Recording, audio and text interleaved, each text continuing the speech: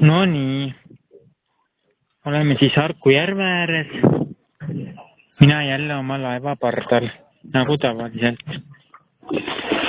Olgugi, et vesiratas ei ole korras, sai temaga täna juba sõitu tehtud.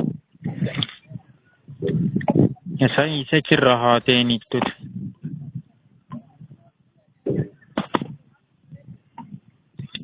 Tervelt 6 eurot.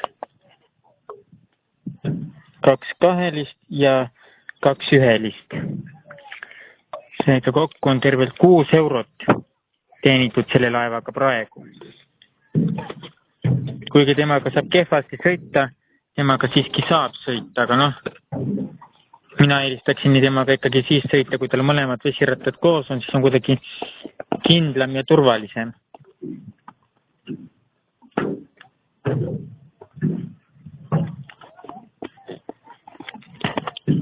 Ma hästi ei usalda ühe vesiratta väntamise jõudu, sellepärast et ma olen näinud, kuidas see mõjub.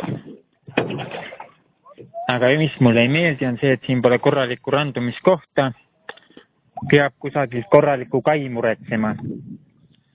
Peab tooma siia ühe kai ja tegema siia ühe sellise mõnusa randumiskoha talle, aga penoplasti mul on, aga muud materjali mul ei ole. Täna sai siis 6 euro eest tehtud lõbusõitu. Ei olnud eriti kerge, aga ei olnud ka raske, sest lainetus on, näete, milline. Sisuliselt lainetust üldse ei olegi. Sellepärast ma sööndasin temaga väikest lõbusõitu minna tegema, näete.